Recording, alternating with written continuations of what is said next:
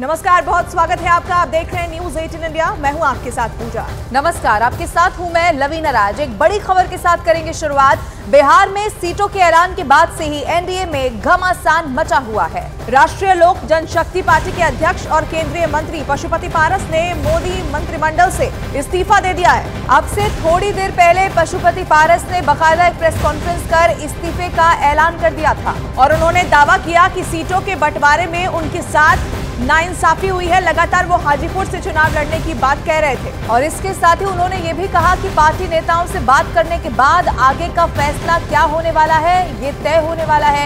ये सबसे बड़ी खबर आपको लोकसभा चुनाव के लिहाज से भी बता रहे हैं। मोदी मंत्रिमंडल से पशुपति पारस ने इस्तीफा दे दिया है। इस बात के संकेत वो लंबे समय से दे रहे थे और फिर जब सीट शेयरिंग को लेकर ऐलान हुआ उनको नहीं सीट मिली और फिर ये उन्होंने कहा कि उनके साथ नाइंसाफी हुई है। तो नाराजगी उनकी पहले से भी जाहिर हो रही थी। बार बार वो हाजीपुर से चुनाव लड़ने का ऐलान कर रहे थे, लेकिन जब सीटों का बंटवारा हुआ तो एनडीए में उन्हें एक भी सीट नहीं दी गई। कल विधिवत घोषणा हो गया। हम लोग 5 सांसद थे, हमारी पार्टी में 5 सांसद थे। मैंने बहुत ईमानदारी, बहुत लगन से, वफादारी से मैंने एनडीए की सेवा की।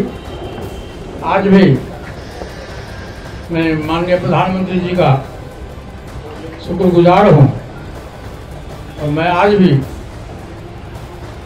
वो देश के नेता हैं, बड़े नेता हैं, लेकिन हमारी पार्टी के साथ और व्यक्तिगत रूप से हमारे साथ नाइंसाफी हुई। इसलिए मैं भारत सरकार के कैबिनेट मंत्री से मैं त्याग पत्र देता हूँ। और इसी खबर पर और ज्यादा जानकारी के साथ हमारे 2 सहयोगी जुड़ रहे हैं। दिल्ली से रवि सिंह हमारे साथ हैं, पटना से चंद्रमोहन है। सबसे पहले पटना से चंद्रमोहन का रुख कर लेंगे।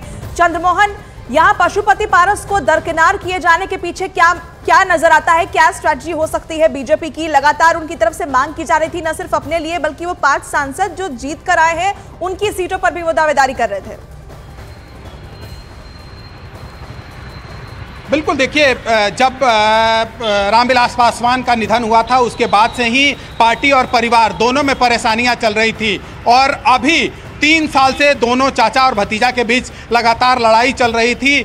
पशुपति पारस चाहते थे कि पार्टी को वो चलाएं, जबकि चिराग पासवान अपने हिसाब से पार्टी को चलाना चाहते थे और यही वजह है कि पार्टी में टूट हुई। पशुपति पारस केंद्र में मंत्री बने और अब उनको सीट नहीं मिली है, जिसके बाद उनकी नाराजगी सामने आई है और हो सकता है कि उनका रुख महागठबंधन की ओर हो। हमारे साथ मौजूद हैं आरजेडी के प्रवक्ता मृत्युंजय तिवारी जी। तिवारी जी, क्या आपके साथ आने के लिए बातचीत चल रहा है